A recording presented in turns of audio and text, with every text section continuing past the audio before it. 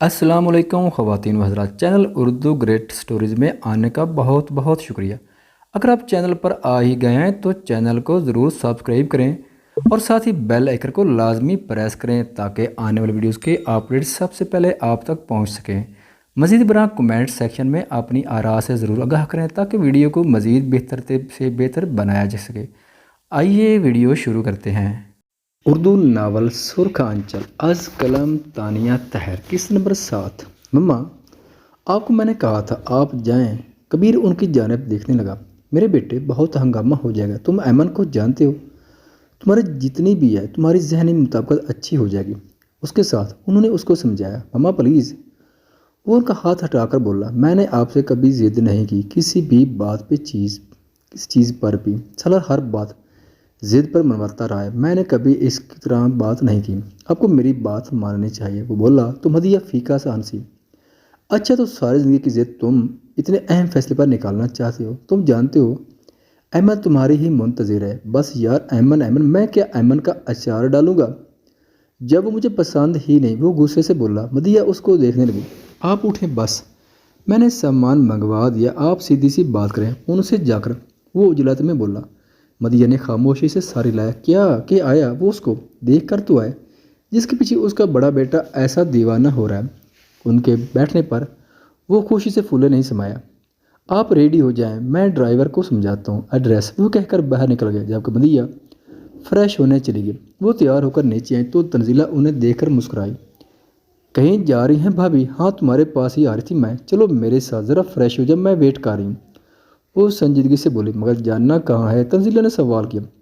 جاؤ تم تیار ہو کر آؤ، انہوں نے کہا تو وہ تیار ہونے چلی گئی۔ جبکہ کبیر نے کچھ ہی دیر میں سب ارینج کر کے انہیں سی آف کیا اور خود مسکرا دیا۔ وہ جواب کا منتظر تھا، چہرے پر ایکسائٹمنٹ تھی۔ اس نے گہرا سانس بھرا اور سیل فون پر نین کی تصویر دیکھ کر وہ کھل کر مسکرایا۔ میرا دل اور میرا کمرہ تمہارا منتظر ہے، دھیمے لہجے میں وہ اس کی تصویر سے بولا اور سیل فون آف کر دیا۔ وہ ان کی واپسی کا ابھی سے منتظر تھا۔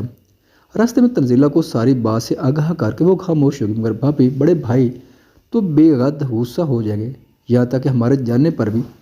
تنزیلہ کو فکر ہوئی، جبکہ مدیحہ نے بھی سر ہلایا۔ ٹھیک کہہ رہی، مگر اس کی ضد کے آگے کیا کر سکتی ہوں میں؟ انہوں نے سر سانس کھینچی اور راستہ دیکھنے لگی۔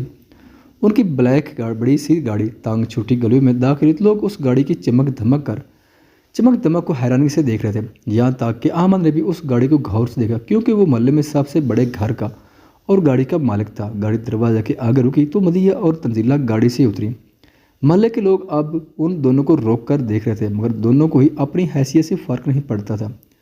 وہ دونوں خاموش کھڑی تھی کہ ڈرائیور نے دروازہ بجایا اور نین نے دروازہ کھولا۔ سامنے گاڑی اور دو عورتوں کو دیکھ وہ ایک دم ٹھٹکی، جبکہ پورا محلہ پیچھے سے دیکھ رہا تھا۔ وہ دیکھ سکتی تھی۔ السلام علیکم بیٹا، میں مدیحہ مرتضیٰ ہوں، آپ کی امی سے مل سکتی ہوں؟ انہوں نے آگے بڑھ کر اس کی حیران صورت کو دیکھ کر کہا۔ جی اندر آئیں، نین بولی، اور وہ دونوں عورتیں اندر آ گئیں۔ جبکہ ڈرائیور نے سارا سامان اٹھا کر اندر رکھا، نین نے حیرت سے سامان کو دیکھا۔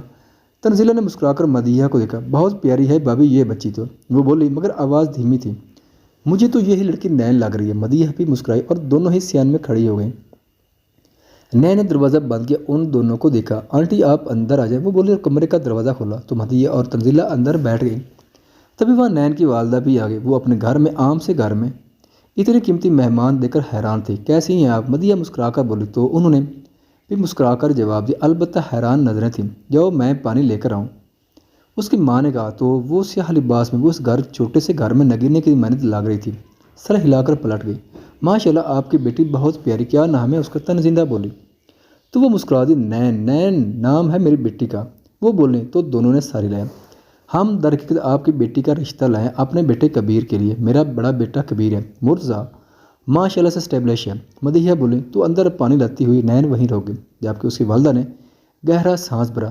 میں آپ لوگوں کی بہت قدر کرتی ہوں، آپ لوگ آئے، مگر معافی چاہتی ہوں، میری بیٹی کا رشتہ تو اس کی پھوپھی کے گھر ہوا ہے، بلکہ کچھ ہی عرصے میں شادی بھی ہے، اور دوسری اہم بات، ہمارے ہاں باہر کے لوگوں سے رشتے نہیں کرتے۔ وہ بولیں تو مدیحہ اور تنزیلہ کا چہرہ سا اتر گیا، دونوں کچھ کہنے کے قابل نہیں رہی۔ چلیں ٹھیک ہے، معذرت چاہتی ہوں بہن، معلوم نہیں تھا ہمیں، مدیحہ نے کہا تو وہ مسکرا دی تو وہ دونوں اٹھ کے نین باہر پانی لیے کھڑی تھی۔ مدیحہ نے اس کے سر پر ہاتھ رکھا اور باہر چلتی گئی، جبکہ سارا سامان یوں ہی سیان میں تو نین کی والدہ نے بھی کہا یہ سامان، تو انہوں نے نین کے سر پر ہاتھ رکھ کر مسکرا دی۔ کچھ نہیں ہوتا، ہم آتے تو کچھ لے کر ہی آتے، کہہ کر وہ سولہ سے چلے گئی، جبکہ وہ دونوں ماں بیٹی حیران کھڑی تھی پیچھے، جبکہ نین سوچنے کی کوشش کر رہی تھی کہ یہ کبیر مرتضیٰ کون ہے۔ کبیر آفس سے جلدی واپس لوٹا اور جلدی سے باپ سے چھپ کر ماں کے پاس آ گیا۔ کھانا کھانے کے بعد مرتضیٰ تھوڑی دیر اسٹڈی میں ہوتے تھے۔ مدی نے اس کو ساری بات بتا دی، جبکہ کبیر کے چہرے پر سختی دار، کون سی منگنی، کیسی شادی، سب بکواس ہے، آپ کل دوبارہ جائیں گے اور اس کے ہاتھ میں یہ انگوٹھی پہنا دینا۔ وہ کڑک لہجے میں بولتا ان کے پاس سے اٹھ گیا۔ پاگل ہو گئے ہو کبیر؟ مدیہ کو اب اس سے خوف آنے لگا۔ ہاں ہو گیا، وہ بھڑکا۔ مجھے نین چاہیے مما، یہ مذاق نہیں ہے کہ کبیر کو اپنے لیے کوئی پسند آ جائے اور وہ اس کو ایسے کسی اور کا ہونے دے۔ یہ تو آپ اسے سیدھے طریقے سے لے آئیں، ورنہ میرے آپس طریقے اور بھی ہیں۔ وہ دھمکانے لگا۔ اور باپ کا کیا کرو اپنے، کیسے ان کو سنبھالو گے، کیسے؟ وہ بھی غصے سے بولے۔ وہ ایک بات سمجھ ہی نہیں رہا تھا، کیسے وہ لڑکی وہ اس کے لیے لا سکتی تھی جس کی منگنی ہو چکی تھی اور شادی ہونے والی تھی؟ یہ پھر کیسے وہ اپنے ساتھ منسلک ایمن سے دامن بچا سکتی تھی؟ مجھے پرواہ نہیں مما، کبیر ان کی آنکھوں میں دیکھتا بولا۔ آنکھوں میں سرخ دوڑے شدید غصے کا پتہ دے رہے تھے۔ کبیر بات سمجھو، میں کچھ نہیں سمجھوں گا مما، آپ جائیں گی کل؟ کبیر بولا۔ میں نہیں جاؤں گی، مدیحہ نے صاف جواب دیا۔ کبیر ایک پل کو روک کر ان کی جانب دیکھنے لگا۔ ٹھیک ہے، پھر آگے جو بھی ہوگا اس کی ذمہ دار آپ ہوں گی، وہ ان کی آنکھوں میں دیکھتا بیچ لچک لہجے میں بولا۔ کبیر ہوش کے ناکان لو۔ ایک دم مدیحہ اس کے پیچھے لپکی جو ان کے کمرے سے تیزی سے نکلا تھا۔ بہت اچھا ہے، مجھ سے سالار، اسے جو کرنا ہوتا ہے کر گزرتا ہے، نہ کسی سے پوچھتا ہے نہ کسی کو جواب دیتا ہے، اور آج یہ بات مجھے محسوس ہو گئی ہے۔ وہ تیز قدم بھرتا نیچے اترنے لگا۔ کبیر ان لوگوں نے انکار کر دیا تو کیسے میں دوبارہ ایک ہی بات لے کر جا سکتی ہوں؟ مدیحہ نے اس کا ہاتھ پکڑا جسے اس نے جھٹکے سے چھڑوا لی۔ کیوں؟ وہ تھڑا، کیسے انکار کر دیا انہوں نے؟ کس کا رشتہ گیا تھا ان کے گھر؟ مما، کبیر مرتضیٰ کا گیا تھا، اور اب بس ان کے اس فالتو سے انکار پر ہار مان گئی۔ لاؤنج میں اس کی دھاڑ گجی۔ کبیر، یہ فضول کی ضد چھوڑ دو، خود سوچو، وہ لوگ ہمیں جانتے تک نہیں، ایمن میں آخر کیا کمی ہے؟ مجھے نین چاہیے مما، اور کے دونوں بازو جھنجھوڑ کر بولا، اور اس تک پہنچ لے مجھے یہ فالتو ہلے بہلے بہانے نہیں روک سکتے۔ چہرے کی شادابی میں سرخی سی مر گئی۔ اس کی اونچی آواز سن کر ہی سب لاؤنج میں جمع ہونے لگے، یہاں تک کہ مرتضیٰ بھی باہر نکل آئے۔ البتہ سالار کا پورشن چونکہ تیسری منزل پر اس کا پورشن تھا، تبھی اس تک آواز نہیں گئی تھی، اور ذہن کی آج کولی نائٹ تھی، تبھی وہ شام سے گھر سے باہر تھا۔ چڑھ گیا تمہاری اولاد پر ایک اور بار دورہ، مرتضیٰ بولے، جبکہ کبیر نے باہر قدم اٹھایا۔ وہ کسی سے بات نہیں کرنا چاہتا تھا۔ رک جاؤ، کہاں جا رہے؟ پیچھے مرتضیٰ بولے تو کبیر ایک پل کو رکا۔ خود جا رہا ہوں میں۔ کبیر؟ مدیحہ حیران رہی، یہ سب کیا ڈرامہ ہے؟ کون ہے وہ؟ کیسے لوگ ہیں آخر جو اس کا اتنا دماغ خراب ہو چکا ہے؟ کبیر بنا جواب دیے جانے لگا۔ میں جاؤں گی کبیر، کل جاؤں گی، پھر سے رک جاؤ میرے بیٹے۔ مدیحہ ہار مانتی بولی، یہ کیا بول رہے ہیں آپ؟ نہیں، میں اپنے بیٹے کی خوشیاں برباد کیسے ہونے دوں؟ ہر غلط فیصلے پر ساتھ دینے مت کھڑی ہو جایا کریں۔ مرتضیٰ غصے سے بولے۔ کبیر نے انہیں اگنور کر دیا۔ آپ سچ کہہ رہے ہیں، دوبارہ جائیں گے؟ کبیر یقین دہانی کرنے لگا، جبکہ انہوں نے اس بات میں سر ہلایا۔ وہ معمولی سا مسکرا دیا، جیسے اندر تک سکون اتر گیا اور کسی کی طرف دیکھے وہ وہاں سے اپنے روم میں چلا گیا۔ وہ بری طرح گھبراہٹ کا شکار گھر میں داخل ہوا اور بھاگتا ہوا اپنے کمرے میں جانے لگا کہ عمل سے ٹکرایا جس کی ساری نیند اڑ گئی تھی، اور وہ چھناکے سے گرنے والے پانی کے گلاس کو اور کبھی ذہن کو دیکھ رہی تھی۔ ذہن کا وجود کانپ رہا تھا۔ کیا ہوا ذہن؟ عمل کو اس کو دیکھ کر پریشانی کچھ نہیں، وہ اچانک ہی چیخا۔ عمل ایک دم دور ہوئی اور ذہن اپنے کمرے میں بھاگتا بند ہو گیا۔ کمرے کا دروازہ بند کرتے ہی وہ جلدی سے بیڈ کے پیچھے چھپا تھا۔ نہیں نہیں، وہ زندہ ہے، میں نے کچھ نہیں کیا، میں نے نہیں مارا ہی نہیں۔ وہ کانپتے لہجے میں اپنے ہاتھوں کو دیکھتا بار بار ایک ہی لفظ دہرا رہا تھا، عمل اور پریشر دونوں ہی کوالی میں نہیں گئی تھی، جبکہ ذہن اکیلا گیا تھا۔ بالن ٹھان کر وہ گاڑی لے کر پہلے احتشام کو پک کرنے گیا۔ تب تک اس کے دماغ میں کہیں بھی حرم کی بات نہیں تھی، جبکہ احتشام نے اس کی دوبارہ سے برین واشنگ کر کے اسے ایک دو ویڈیوز دکھائیں جو اس نے سہولت سے دیکھی، اور اس کے بعد جیسے قوالی میں ایک گھنٹہ ذہن کا گزارنا مشکل ہو گیا۔ احتشام نے اس کی توجہ حرم کی جانب کرائی جو اپنے دوستوں کے ساتھ آئی تھی۔ وہ غرارہ شرٹ میں بے حد حسین لگ رہی تھی۔ ذہن کی آنکھوں کی چمک میں اضافہ ہو گیا اور اس نے مسکرا کر حرم کو دیکھا۔ حرم کی بھی نگاہ اس سے ملی۔ اس نے نگاہ جلدی سے پھیر لی۔ وہ اپنے دوستوں کے ساتھ بیٹھی تھی، تبھی اس کے پاس ایک ملازم آیا جس نے اس کو کولڈ ڈرنک سرو کی اور وہ اس کے کپڑوں پر گر گئی۔ حرم نے وہاں ایکسکیوز کیا اور وہ وہاں سے اٹھ کر واش روم کی طرف آ گئی۔ تبھی احتشام بھی اٹھا اور اس نے ذہن کو اپنے پیچھے آنے کا کہا۔ ذہن احتشام کو روکنا چاہتا تھا، مگر عجیب دماغی حالت ہو گئی تھی۔ وہ گلیز ویڈیو دیکھ کر کے شیطان اس پر بری طرح سوار ہو گیا اور وہ دونوں حرم کے پیچھے چل دیے۔ حرم نے جیسے ان دونوں کو اپنے پیچھے محسوس کیا وہ بھاگنے لگی کہ احتشام نے اس کو جکڑ لیا۔ زین، زین بچاؤ مجھے، زین پلیز تم ایسا نہیں کر سکتے۔ حرم کو زین کے سوا کوئی نہیں دکھا تھا۔ احتشام کے بارے میں وہ اکثر سنتی رہی تھی کہ وہ اچھا انسان نہیں ہے۔ احتشام چھوڑو اسے، زین نے سختی سے کہا۔ او پاگل، ہاتھ لگا موقع ضائع نہیں کرتے۔ دروازہ کھول کلاس روم کا، وہ بولا۔ زین نے اسے آزاد کرانے کی کوشش کی مگر احتشام نے ایک نہ منی اور اسے لے کر وہ زین کو دھکا دے کر کلاس روم میں بند ہو گیا۔ تو پاگل ہے، یہ زندگی کا مزہ ہے بے وقوف، میں اس کا دماغ سیٹ کرتا ہوں، تو روک۔ احتشام نے اس کو کہا۔ زین کا دل ڈوب سا رہا تھا جیسے کچھ غلط ہونے جا رہا ہو۔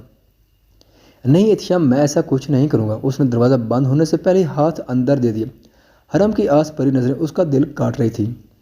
وہ تو اس کی پسند تھی، وہ اپنی پسند کے ساتھ ایسا نہیں کر سکتا تھا۔ احتشام نے غصے میں زین کو دھکا دیا۔ زین دور جا گرا جبکہ اس نے دروازہ بند کر دیا۔ احتشام ذہن داڑا۔ اس نے دروازہ کھولنے کی کوشش کی۔ قوالی کا شور اتنا تھا کہ کسی کو آواز نہیں دی۔ زین پیچھے مدد کے لیے بھاگا مگر حرم کی چیخوں نے اس کے قدم جکڑ لی۔ وہ دوبارہ چلانے لگا۔ احتشام سالے دروازہ کھول۔ زین داڑا۔ اس نے اینٹ اٹھا کر لکڑی کے دروازے پر ماری۔ دروازہ تھوڑا سا ٹوٹ گیا۔ پسینے میں شرابور زین اس طاق میں سے اندر کا منظر دیکھ کر دہل گیا۔ احتشام، وہ دڑا۔ اس نے دروازہ کھولنے کی جان توڑ کوشش کی مگر دروازہ نہیں کھلا جبکہ احتشام کی آواز اس کی آنکھوں کے سامنے ایک معصوم لڑکی سے سب چھین گئی۔ حرم کی چیخیں رک گئی تھی۔ زین آنکھیں پھڑے یہ منظر دیکھ رہا تھا جبکہ احتشام اپنا کام کر کے مسکراتا ہوا باہر نکلا۔ حرم، زین احتشام کو بولے حرم کی جانب دوڑا۔ وہ نیم بے ہوشی میں تھی۔ حالیہ سارا برباد ہو گیا تھا۔ زین کا ہاتھ اس کی ناک سے نکلنے خون سے لگا۔ حرم، اس کو دل پھٹنے کے قریب تھا۔ دل کی دھڑکنوں کا شور کانوں میں سنائی دے رہا تھا۔ تم قاتل ہو۔ میرے ٹوٹے پھوٹے لہجے میں یہ چند لفظ حرم کے منہ سے نکلے۔ احتشام، وہ گرایا اور احتشام کے پیچھے بھاگا۔ احتشام کو بیچ راستے میں پکڑ کر اس نے بری طرح مارا جبکہ احتشام نے اس کا زیادہ حشر بگاڑ دیا۔ سالے، تو نے کسی کو بتانے کی کوشش کی تو تیری بہت ویڈیوز میرے پاس ہیں جو میں تیرے گھر والوں کو دکھاؤں گا۔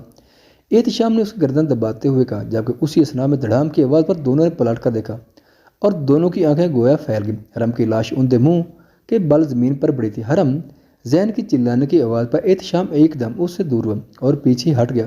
وہ خود بھی چونک اٹھا تھا۔ حرم نے اس بلڈنگ میں سے چھلانگ لگا دی تھی۔ زین دوڑ کر حرم کے پاس آیا۔ تو قاتل ہے اس کا تو۔ احتشام کے منہ سے جاتے جاتے یہ الفاظ زین سن کے بکلا سا گیا اور پلٹ کر وہ خود بھی اپنے گھر کی طرف بھاگا تھا۔ خواتین و حضرات، چینل پر آنے کا بہت شکریہ۔ اگر ویڈیو پسند آئے تو چینل کو سبسکرائب کریں اور ساتھ ہی بیل کے آئیکن کو لازمی پریس کریں تاکہ آنے والی ویڈیوز کی اپڈیٹ سب سے پہلے آپ تک پہنچ سکیں۔ شکریہ۔